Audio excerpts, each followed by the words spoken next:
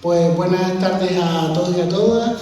En primer lugar, les doy la bienvenida a la presentación de la última publicación del autor José Miguel Junco Esquerra, que se encuentra aquí a mi lado, que se titula En el decir de una pupila abierta, que está publicado por la editorial La Discreta.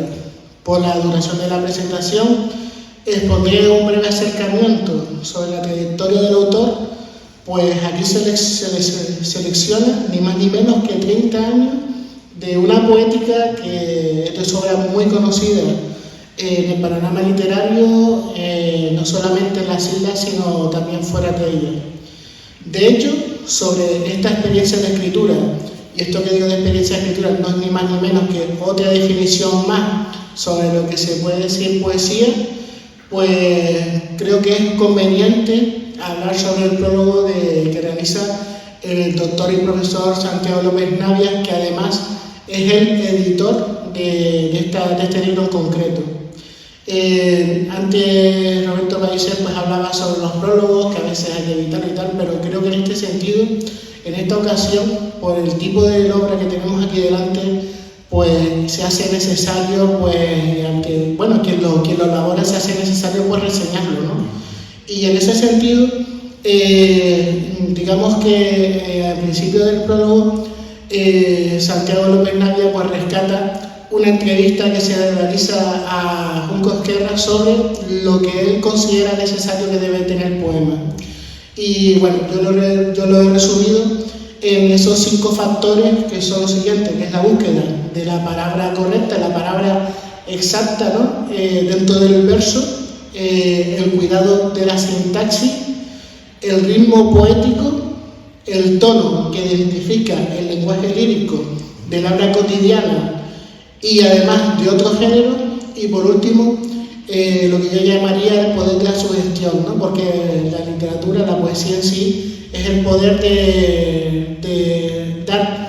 el poder de una puerta que se abre y que sea el propio lector el que entre y que se encuentre lo que quiere encontrar de cierta manera. Desde luego, toda poesía que se precie pues, debe tener perfecto equilibrio en todos estos elementos, cosa que en el prólogo pues, el propio editor pues, demuestra exponiendo varios ejemplos, los poemas, etc. Sin embargo, yo añadiría otros elementos que me despiertan una especial admiración, pero que son definitorios en la propia poética de Junco Esquerra, y que ya que yo comienzo pues, por el propio título, que es En el decir de una pupila abierta. Este título, para que no lo sepan, conecta con un verso de Pedro García Cabrera, y en ese sentido ya empiezo yo a conectarte, a dialogar contigo, Pepe, porque claro, no quiero ser yo el que hable, sino establecer una especie de diálogo y una especie de interés y curiosidad hacia el libro sobre esa elección del propio título, además de la portada en sí. Así que te doy pie para que pues, puedas hablar un poquito sobre ello. De acuerdo. Bueno, pues nada, buenas tardes. Antes que nada, agradecer a los organizadores la invitación a tomar parte en esta feria del libro, particularmente a Pablo Alemán por su amabilidad y gentileza al aceptar mi ofrecimiento de que fuese él el que hiciera de Cicerone, de anfitrión, ¿no?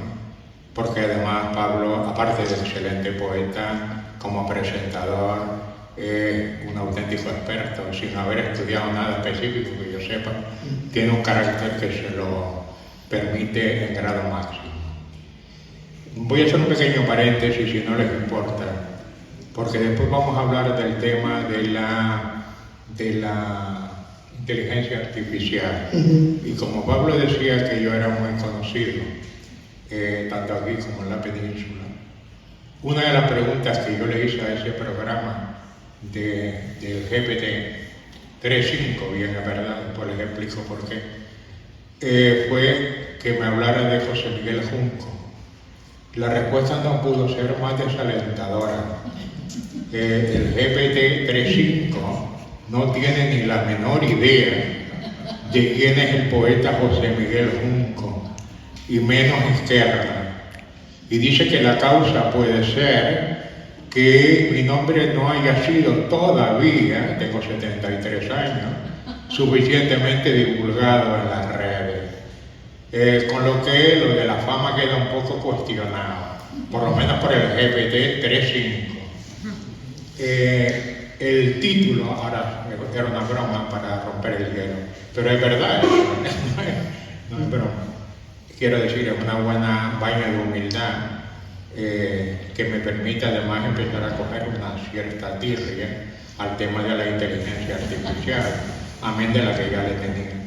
El título en realidad, como se trata de una selección poética de unos aproximadamente 7 u 8 libros de poemas publicados en efecto a lo largo de 30 años, me vino por casualidad leyendo La rodilla en el agua, que es un libro de uno de nuestros grandes poetas, Pedro García Cabrera. Hay un poema que se llama Nudo de Perfección y uno de los versos es precisamente en el decir de una pupila abierta. Cuando no sabría explicar por qué, cuando leí ese verso, yo supe que ese era el verso que yo estaba buscando para genéricamente titular ese compendio provisional que yo estaba haciendo de mi obra.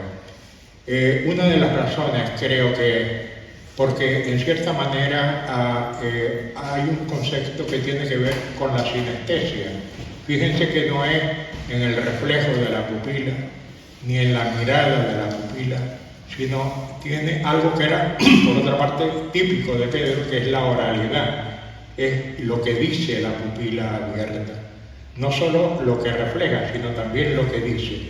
A mí eso quise leerlo de esa manera y me pareció especialmente interesante, porque en mi concepción de lo que es la poesía, que ahora entraremos, cuando Pablo me pregunte, si me pregunta, sí. El tema de la oralidad es muy importante.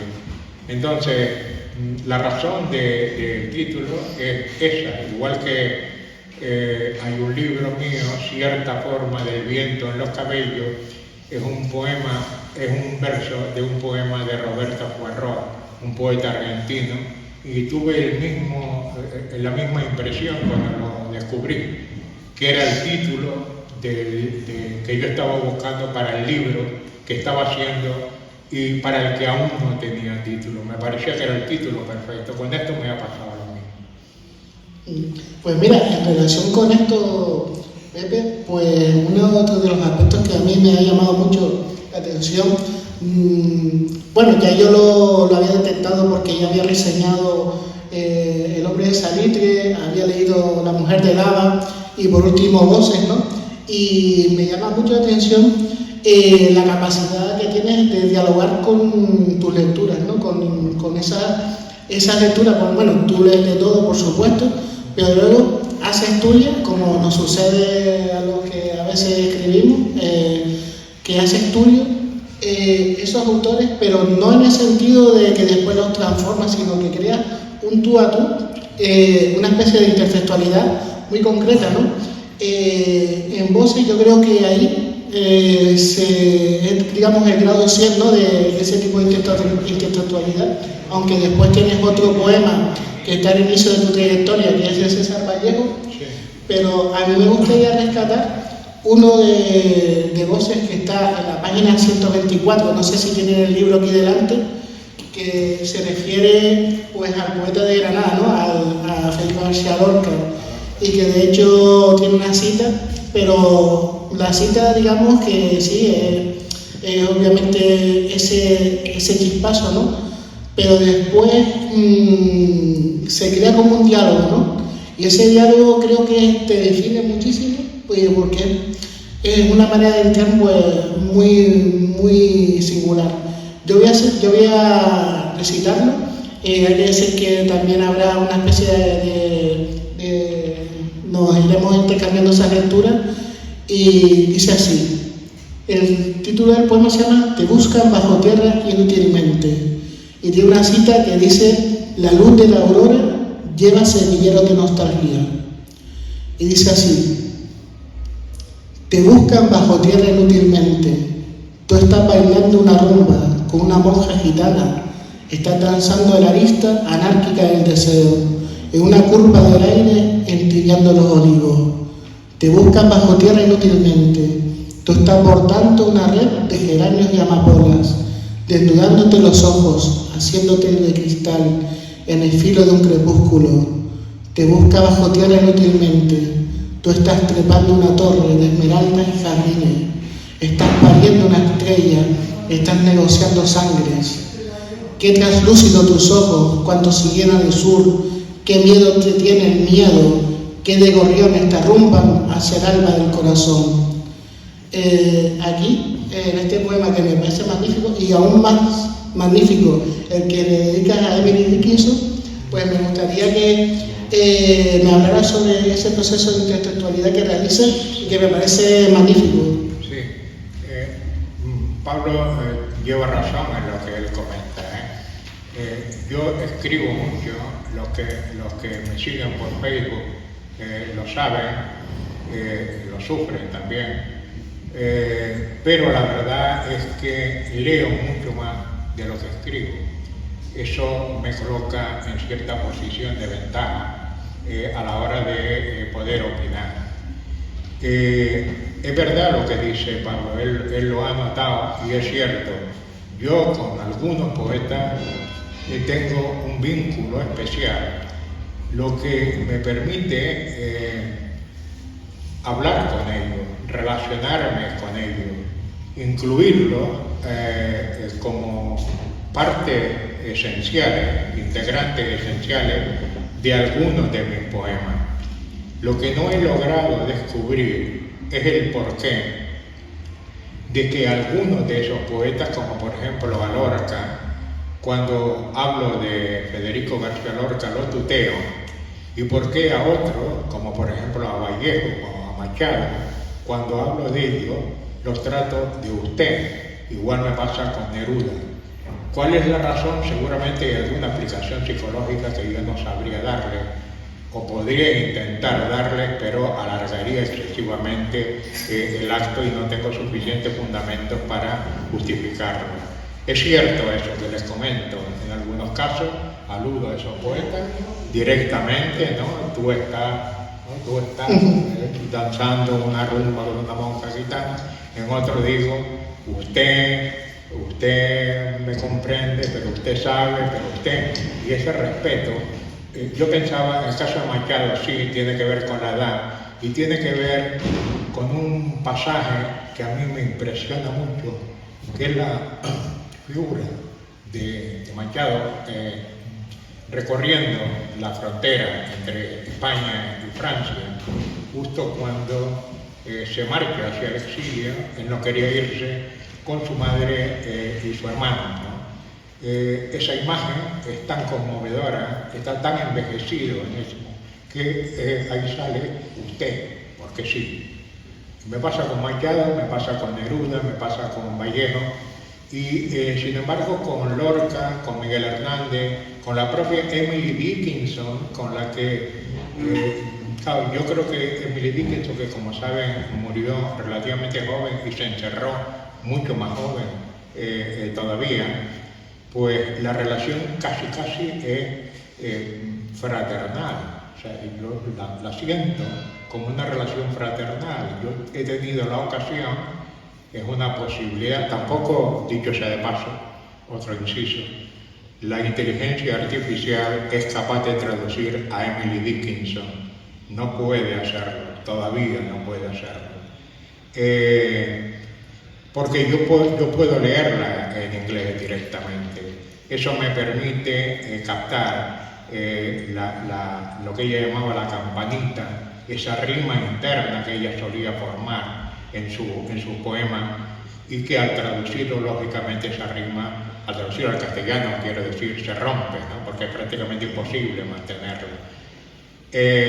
Bueno, eso es así. Yo a mis poetas, hay una colección de una revista que se llama Todos los poetas míos.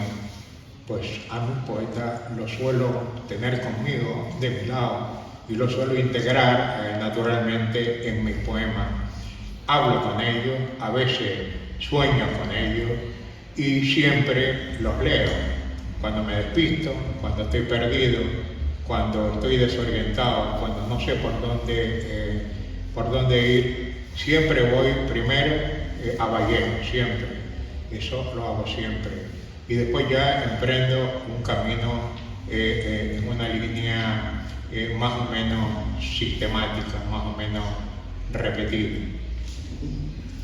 Pues seguimos hilando, porque también pilla de Vallejo, ¿no? Con este tema del tono, de esa especie de diálogo que realizas, porque aunque es verdad que le das un tono a veces más cercano a unos poetas y otros más de respeto, al final pues se genera ese diálogo y se transforma pues en esos poemas. El otro día, hablando sobre la presentación de otro poeta, de Juan Noyer, hablamos de la facilidad con que se puede entrar en sus poemas, ¿no? Yo creo que tú también tienes la misma cualidad y de hecho a veces detecto como que es una especie, en vez de ser muy yoísta, pues es un poco de nosotros, ¿no?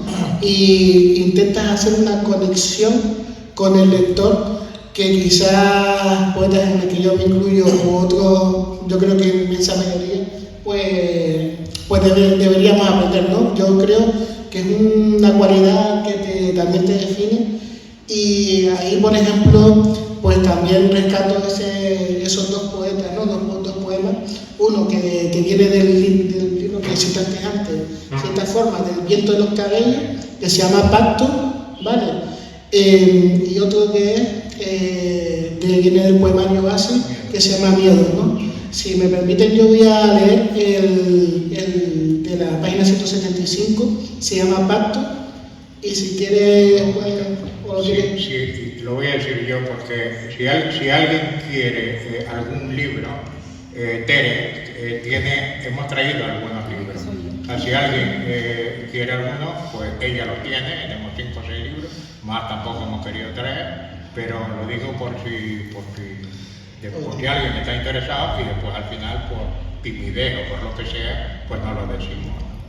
Quiero decir, la cosa no es robar gallinas, sino vendérselas después al amo.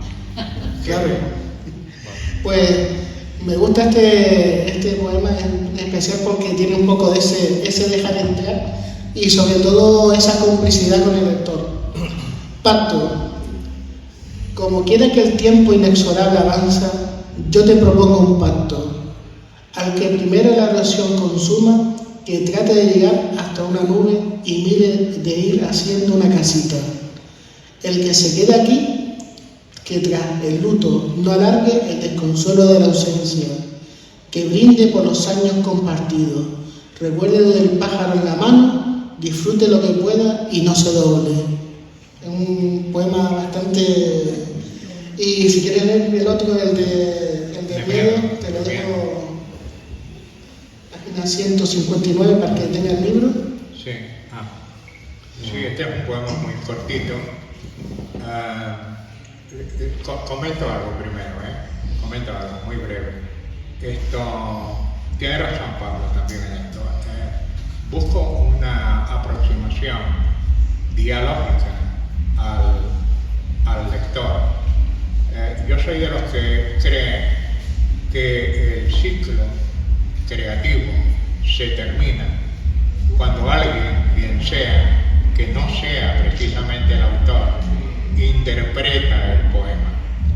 Lo interpreta, quiero decir, no lo lee, lo interpreta, porque lo que yo escribo o pretendo escribir es la partitura. Solo la partitura no va a ninguna parte.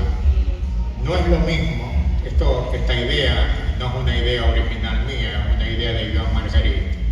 Yo a Marguerite dice, hombre, uno ve un cuadro y va a ver un cuadro, va al cine a ver una película, pero con un poema es distinto, porque uno lo que hace con el poema es interpretarlo.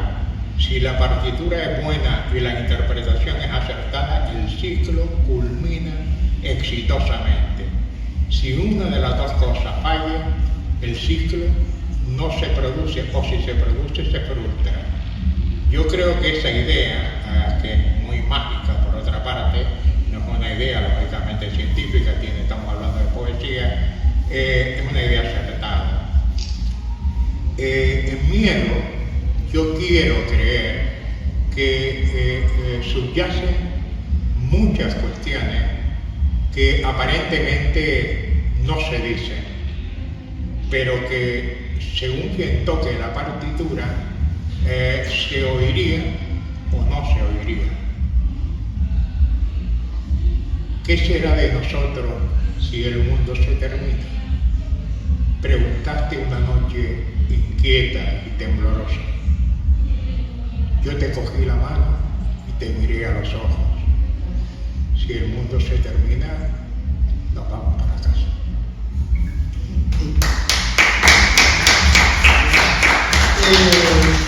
Te quería preguntar un poco sobre ese tono poético con el que tú dejas entrar al lector, sobre ese tono que tú cuando, bueno, obviamente lo dije antes con el estudio de López Navia, ¿no? Que para ti es muy importante el tono, y yo creo que en ese sentido eres consciente de que en tu tono, pues, quieres dejar entrar al lector. No, bueno, tú crees en el lector activo como tiene que ser, ¿no? Pero también dejas hilos para ir dejando entrar ese hilo de lectura, ¿no? Ese curso de la lectura. Sí, la inmersión en el poema, como yo me la planteo a mí mismo, claro, es una inmersión gradual.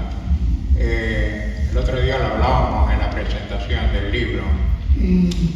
Yo últimamente me aferro a dos cosas, dos métodos. Uno es las transacciones con el poema. Me he acostumbrado a transaccionar con el poema. Esto es una idea que tampoco es de todo lo que digo aquí, ideas originales, muy pocas, casi todas son robadas. Esta es de Max Strand, una idea muy interesante. Él dice, nos acostumbramos a negociar con cada poema cuál es el tono adecuado, cuál es la cadencia, cuál es el ritmo, con un matiz. Cada poema nos obliga a un tono distinto, a un matiz distinto, a una cadencia distinta. El que nos sirve con uno ya no nos sirve con el otro. Pero esa costumbre, cuando uno se mantiene impertérrito en el afán y en el empeño, se va convirtiendo en un hábito, y ese hábito es el que yo creo que genera un estilo.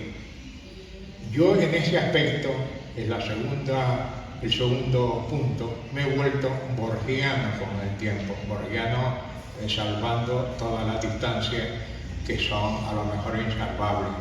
Borgiano en el sentido de que no importa lo que diga el poema, a estas alturas ya está todo dicho, yo lo creo firmemente, importa cómo lo digo. De manera que el cómo es lo que me preocupa.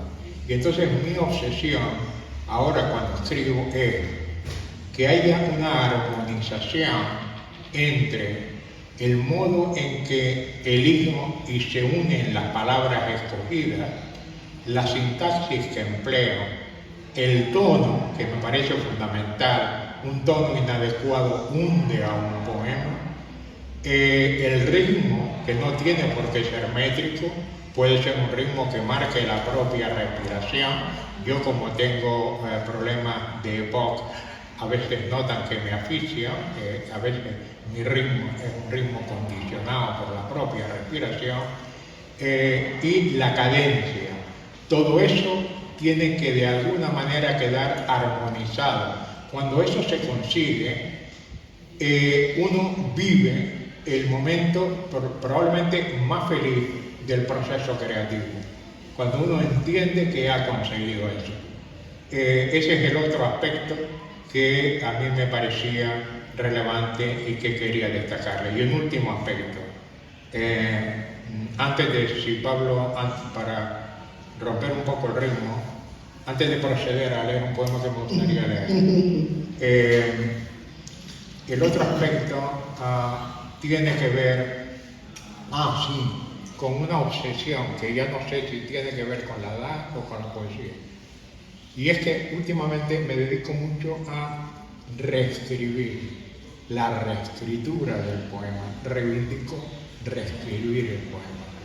Un poema que a lo mejor lo escribí hace 5 años, no lo busco, me lo encuentro, yo qué sé, de cierta forma del viento en los cabellos, y empiezo a ver detrás del poema como una cara de algo que me está diciendo: estoy aquí, libérame, sácame. Y entonces empiezo a tirar del hilo y reescribo ese poema. Y encuentro unas posibilidades. Tampoco en esto soy original, las cosas como son. Esto está en el libro, además, en notas de autor. Lo reivindica Gamoneda.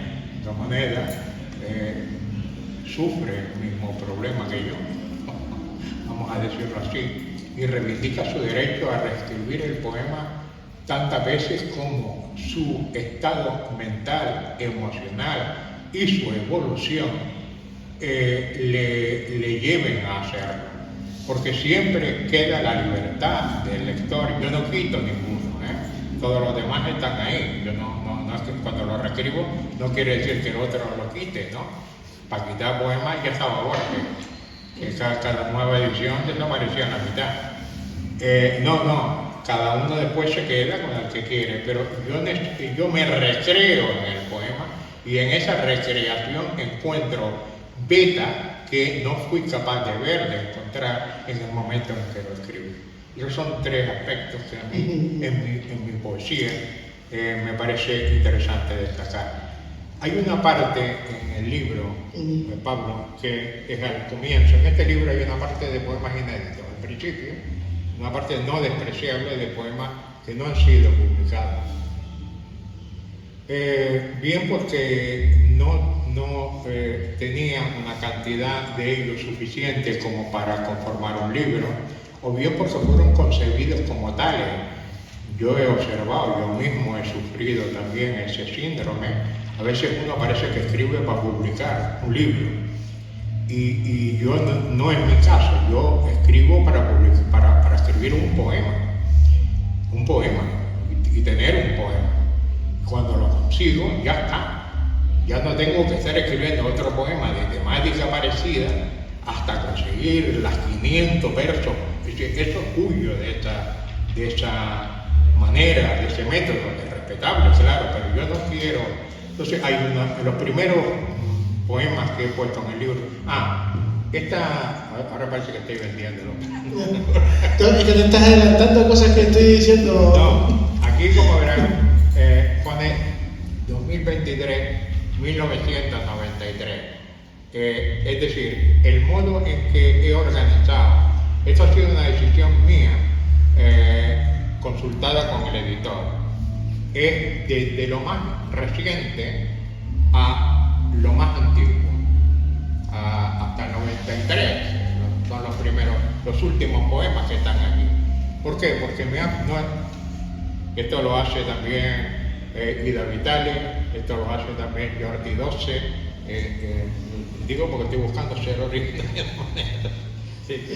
Esto es hasta cierto. ¿Qué pasa? Que a mí me resulta mucho más interesante la perspectiva de ahora hacia atrás, hacia los principios del poeta o de la poeta, que al revés. Lo que no es óbice para que cada lector, lógicamente, igual que pasa con Rayuela, empiece a leer el libro por donde le dé la gana, suponiendo que le dé la gana leer el libro, claro, que es la cuestión. Y al principio de este libro, hay un conjunto de poemas por los que yo tengo una cierta debilidad. Eso es una confesión pública que yo les hago, ¿no? No quiere decir que sean buenos, no, quiere decir que yo tengo una cierta debilidad por ellos. Consiste en poemas que yo he ido personificándole, es decir, dándole atributos de persona, atributos humanos.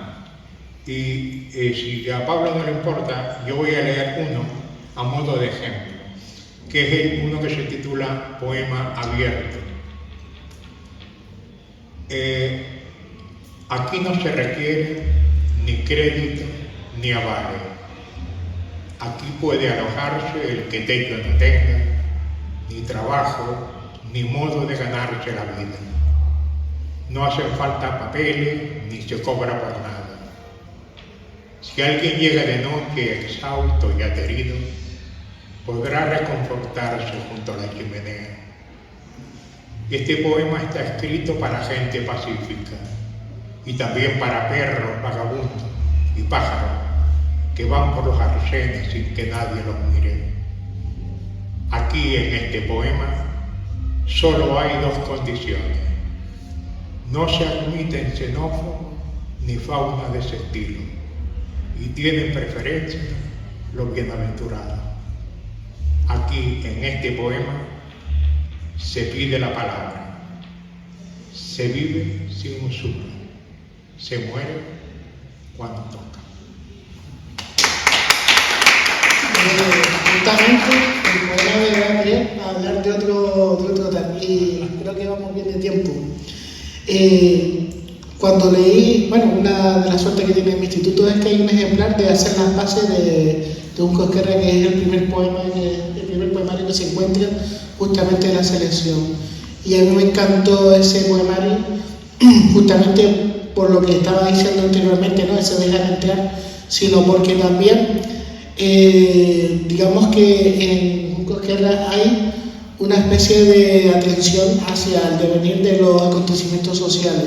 Sí, y cuando digo eso no quiero que me malinterpreten, porque no estamos hablando de poesía social, estamos hablando de una atención hacia lo que ocurre alrededor, no solamente a nivel internacional, sino en el día a día y dentro de lo social. Hacer las paces tiene mucho de eso, y si no, pues me gustaría que me escucharan con el poema Si vienen por la mañana, de la página 209, que tiene una cita de Angela Davis, que para mí es la figurita con mayúsculas, ¿no?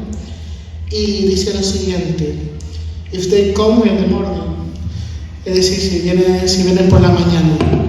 En realidad, perdona Pablo, en realidad no lo he consultado con ningún compañero o compañera traductor, pero yo creo que bien traducido al castellano, en el contexto sería si vienen de madrugada.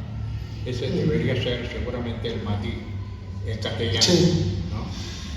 Dice: si vienen por la mañana, que sea la vecina a protestar, porque no ha entrado agua en los bidones, que sea una antigua novia a la que la nostalgia ha traicionado y quiere hablar conmigo, que sea un adventista, un mormón o un católico a ofrecerte parcelas en el cielo, o alguien desesperado que ya no puede más y pide que lo escuche, pero que no sean ellos no, ni su sombra, que nunca más sean ellos. Y bueno, el poemario va en ese sentido. Y a pesar de que para mí es de grado 100 en cuanto a la carga de compromiso social que vas inyectando en los poemas, sí veo que hay una necesidad de, como acabas de poner en el poema abierto, de introducir esos elementos cotidianos, pero que a su vez presuponen y dan una sugestión de una preocupación. Yo creo que la poesía no tiene adjetivo. Mi conclusión es que la poesía es o no. Hay Juan Gelman, otro de los poetas a los que yo aludo con frecuencia, dice que en realidad la poesía, la palabra poética, es palabra calcinada, trabajada, depurada, pulimentada a lo largo de los siglos. Por tanto, todo es susceptible de ser trabajado por la poesía. No hay nada que sea excluyente para la poesía. Por tanto, cualquier cosa. La clave no está en lo que se dice, yo insisto en eso, sino en el cómo. La poesía es un arte. Hay un poeta muy revolucionario, Paco Urondo, que murió durante la dictadura de Videla a culatazo limpio, y es un gran poeta en mi opinión, y él tiene una declaración poética, un arte poética en cierta forma, que viene a decir: nos guste o nos reviente, no existe el poema regular o el poema decente. En esto no basta con ser buena gente. Yo he hecho mía esa declaración. Ser buena gente no es suficiente para ser buen poeta. Hace falta algo más. Y es difícil establecer el grado a la hora de hablar del poema. Un poema más o menos, un poema que no está mal. Cuando uno empieza a oír ese tipo de comentarios respecto a su propia poesía, uno hace bien en alejarse, porque no es nada bueno lo que le están diciendo, en alejarse o aproximarse y aclarar las cosas. Pero eso de no está mal, no suena mal, pues mira, parece que quizá el próximo, en eso hay una poeta, Wisława Szymborska, que trabajó durante una temporada como asesora para un periódico, y la gente le mandaba anónimamente, la gente no sabía que era ella, pero ella trabajaba en ese comité y la gente mandaba poemas, ¿no? Entonces ellos contestaban siempre religiosamente a todas para que opinaran. Y ella, recuerdo a un señor que en una fiesta del pueblo leyó un poema dedicado a su pueblo y el alcalde lo felicitó. No solo lo felicitó, lo animó a que lo mandara a un concurso. Y él entonces lo manda a la revista para que el comité asesor opine. Y Szymborska, que era una mujer extraordinariamente humana, pero con una ironía igualmente extraordinaria, le contesta: mire, cuando usted escribió el poema, se sintió satisfecho. Cuando usted se lo leyó a su mujer, se sintió aún más satisfecho. Cuando lo leyó en el pueblo y el alcalde le dijo que era un gran poema, usted se sintió próximo al éxtasis. Usted ha metido la pata en el momento en que decidió mandarlo a esta revista. Es una manera rotunda, cuasi definitiva, de decirle al Señor que, hombre, está bien para la cosa de andar por casa, la poesía es una cosa más seria. ¿Por qué? Porque es un arte y es difícil y es complejo, y los que estemos aquí, que nos dediquemos a este asunto, lo sabemos perfectamente. Ese es un tema. Sí. Pues nada, yo quiero ya terminar por el último aspecto antes de que empiece una lectura de poemas, y tiene que ver con la última parte, que es los primeros poemas que nos encontramos en la selección poética. Sí. A mí me gusta mucho también un aspecto que suelen trabajar, que es la metapoesía. Sí. Hace mucha metapoesía y tienes ese tono también irónico que me recuerda también a esa misma escritora, de hecho lo hablamos por último. Y existe, por ejemplo, un poema que me llama mucho la atención, que se llama Poema Humilde, sí, que es de la página 58. Sí. Si quieres lo puedes leer tú para leerlo. Vale.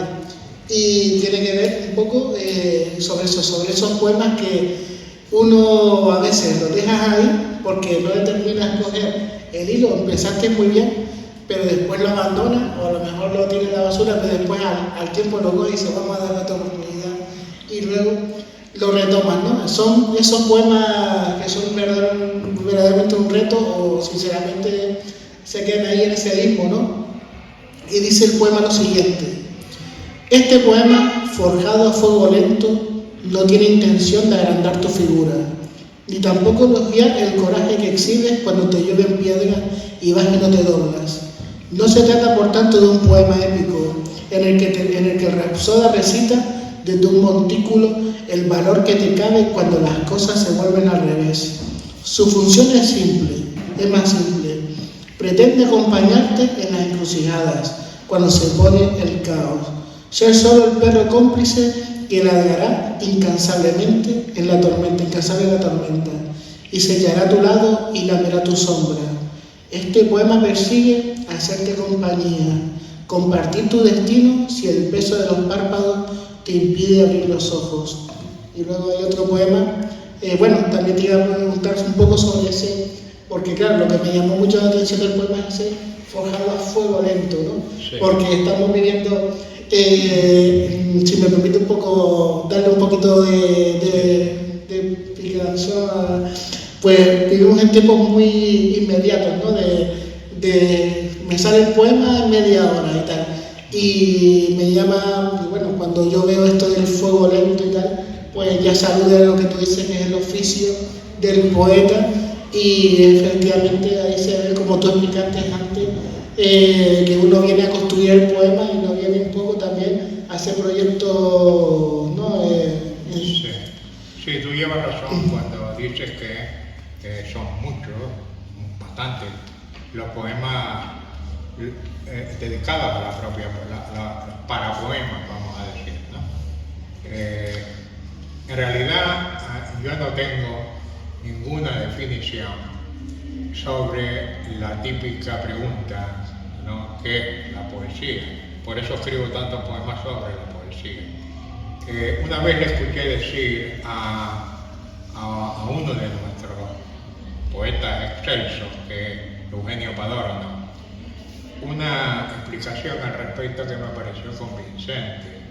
Eugenio decía, esto era en un programa de radio, él decía, la poesía no se puede definir, la única forma de definirla es por el objeto en el que supuestamente se refleja. Y el objeto en el que supuestamente se refleja la poesía no es otro, lógicamente, que el poema. Es la única definición. Yo creo que Eugenio tiene razón cuando hace esa definición. A mí hay una definición que me gusta mucho, pero reconozco que es bastante retórica, que dice: es el diario escrito por un animal marino que vive en tierra soñando con volar.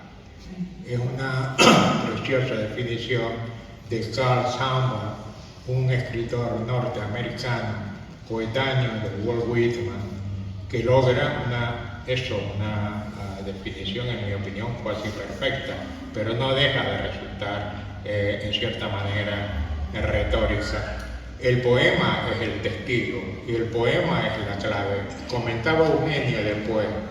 Claro, puede ser que a veces no se refleje y lo dejaba ahí. Claro, puede ser, ¿no? Si no se refleja, pues ya la cosa es más complicada a la hora de decir. Pues dicho esto, ya va siendo hora de leer el poema y disfrutar de tus textos.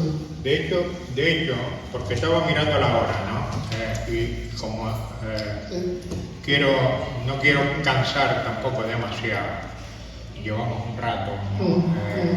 Quiero primero darle las gracias a Pablo por haberse tenido la molestia de leer el libro, que se lo ha leído, como ustedes han visto, de pe a pa, por los poemas que ha elegido, porque ahí está un poco lo esencial de lo que yo quiero expresar a lo largo de todo este tiempo. Y voy a leer, aunque es un poco largo, pero solamente un poema, que a mí personalmente me parece que resume algo que planteaba Cesare Pavese y hizo suyo a Hellman, que la obsesión que uno tiene, o sea, la idea del poema perfecto o cuasi perfecto, el poema que uno tiene en la cabeza, y la expresión poética que uno tiene en cada momento. Como la expresión poética, en la medida en que uno va practicando, se va acercando a esa obsesión, hasta que llega el momento en que se produce la fusión entre la expresión poética y la obsesión. Es el momento en el que se escriben los poemas más felices, ¿no? Porque uno se siente con el control absoluto del proceso, respecto del que hasta la fecha se ha sentido siempre en duda, siempre cuestionándose, siempre planteándose y replanteándose. Yo creo, pero igual me puede la vanidad, que esa fusión se produce en pocos de mis poemas, pero en uno que estoy seguro que se produce, es en uno que se llama La Mujer de Blanco, y que algunos de ustedes, estoy seguro, me han oído. Creo que así, pensé que no lo había ahí. Bueno, La Mujer de Blanco es un poema que es un reconocimiento a Emily Dickinson, a su obra, pero también a su persona, una especial admiración por alguien que a los 30 años, no se sabe muy bien por qué, toma la decisión de encerrarse en su casa, una de las casas del padre, y primero no volver a salir prácticamente nunca de esa casa y dedicarse en cuerpo y alma a la poesía, sin publicar prácticamente nada en vida. Lo único que se publica de ella, se lo publica su mentor, su maestro, entre comillas, pero le hace una faena porque en realidad le cambia toda. Emily Dickinson, como ustedes saben, utiliza mucho las comas cuando uno menos se lo espera, los puntos y comas, las rimas interiores, hace combinaciones insólitas, con imágenes también insólitas. A ella le daba mucha rabia que le cambiaran su poema para simplificarlo, para facilitar, entre comillas, la lectura. Por eso nunca quiso. Afortunadamente, su hermana descubrió que en una gaveta ella tenía más de 1000 poemas ordenados. Lo que pasa es que no tenía títulos, ¿no? Sino los escribía, los iba guardando en la gaveta hasta 1000 y pico poemas. Murió a los 40 y pico años de una enfermedad renal, pero hasta el último día estuvo escribiendo poesía. Para mí es la poeta paradigmática, ¿no? Aquella persona que se dedica en cuerpo y alma a la poesía sin importarle nada más. La Mujer de Blanco se sentaba frente al balcón y escribía árbol en el cuaderno, así como es un árbol, con la savia y la raíz del árbol, con el tronco del árbol y las ramas del árbol, y se le llenaba de árboles el cuaderno, de hojas se le llenaba el cuaderno, y hasta de bosques y de pájaros y de nidos se le llenaba. Después iba poniendo comas entre los árboles, y puntos y comas y puntos suspensivos y paréntesis, y dejaba un espacio donde iban los espacios. O escribía noche en el cuaderno, pero noche como de verdad es la noche, con sus misterios y sus lunas, con sus estrellas disecadas, con sus aullidos y sus lobos. Y se le ponía la noche en el cuaderno, y se le llenaba el cuaderno de estrellas, y se oían los aullidos de los lobos, y ella tenía que ir puntuando los aullidos y poniéndole comas a las estrellas. O escribía mar en el cuaderno, pero mar como es el mar, con todo el oleaje y el salitre, con sus barcos y peces de colores. Y se le llenaba de mar el cuaderno, de peces se le llenaba el cuaderno, de barcos se le llenaba. Y ella venga a ponerle comas y puntos,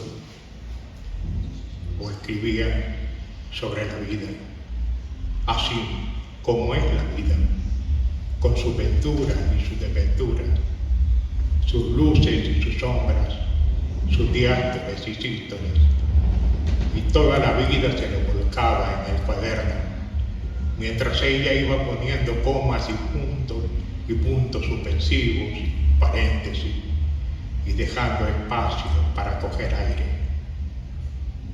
Después guardaba aquel cuaderno en la gaveta, con árboles y pájaros reunidos en la noche, y mares con sus peces y barcos que zarpaban, y se desvanecía en la inquietud del sueño.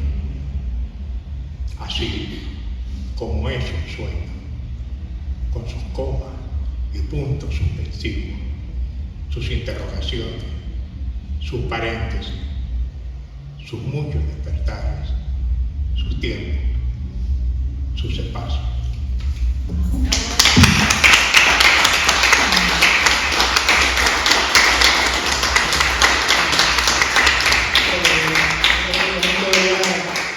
Termino la presentación, te doy las gracias por venir y la verdad es que he disfrutado muchísimo de la velada y sobre todo he aprendido bastante, porque nunca se termina de aprender contigo. No, nunca se termina de aprender con la poesía, incluyéndome a mí, que estoy en pleno proceso de aprendizaje, ya un poco mayor eso sí, pero en pleno proceso de aprendizaje. El aprendizaje, lo que pasa es que al ser en grupo se potencia. Pues ahora pasamos al coloquio.